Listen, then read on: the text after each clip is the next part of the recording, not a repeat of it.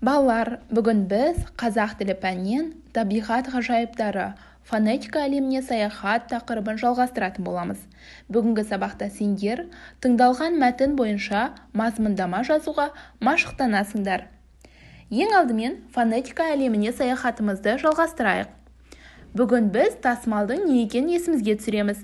Тасымал сөздің жолға сыймаған бір немесе бірнеше буынын келесі жолға бөлініп жазылуы. Тасымалдау кезінде еске ұстайтын ережелер. Біріншіден, сөзді тасымалдау буын жігінен басталады. Мысалы, төменірек сөзін үш жағдайда тасымалдай аламыз.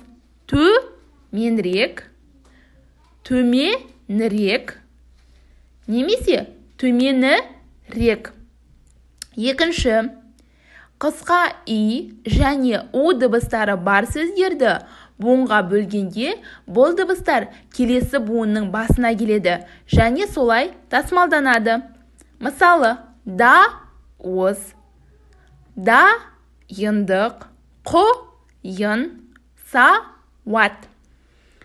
Үшінші жағдай, сөзді тасымалдағанда бір әріпті жол соңында қалдыру немесе келесі жолға тасымалдау дұрыс емес.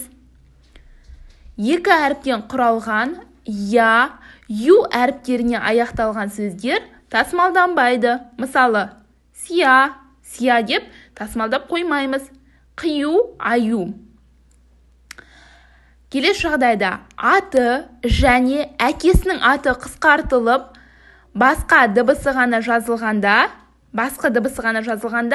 фамилиясынан бөліп тасымалдап жазуға болмайды.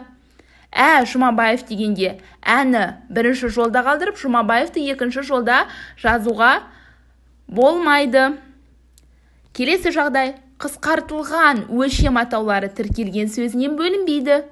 100 грамм дегенде 100-ді бірінші жолға, г әріпін екінші жолға жазуға болмайды. Және соңғы жағдай, бас әріп немесе бас әріппен алғашқы сөз буыны қысқарған сөздер тасымалданбайды. Ақш деген сөзді ақшыны келесі жолға жазуға болмайды. Яғни қысқарған сөздерді біз тасымалдай алмаймыз. Енді сендерге тапсырма. Оқулығымыздың 21 бетіндегі 32 жаттығу. Төмендегі сөздердің тасымалдану түрлерін көрсетіп жаз. Жетісу, түйіршік, өңір, күшею, әуен сөздерін тасымалдап жазамыз. Мысалы, жетісу сөзін тасымалдайық. Жетісу, яғни жетісу сөзі екі жағдайда тасымалданады. Дескрипторға назар аударайық. Тасымалдау түрлерін көрсетеді, тасымалдау ережелерін ұстанады. Келесі, әнші құм мәтінін мұқият тыңда. Жетісу өңірінде орналасқан құмды төбе әнші құм деп аталады. Биіктігі 150 метр, ұзындығы 8 километр, ені 3 километр.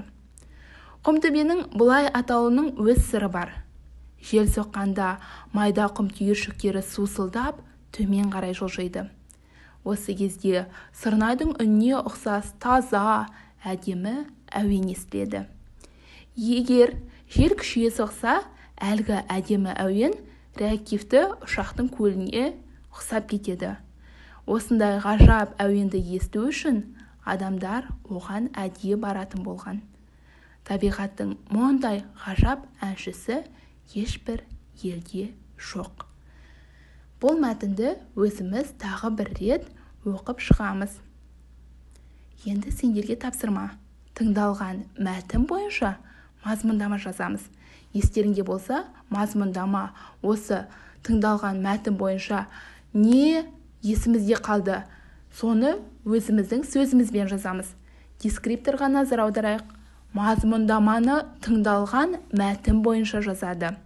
Сөйлемдерді дұрыс байланыстырады. Орфографиялық, каллиграфиялық талаптарға сай жазады. Яғни мазмұндаманы әдемі, қатесіз, көркем жазуға тырысамыз. Ендеше балалар, барлық тапсырмаларды орындап, маған жібереміз. Іске сәт!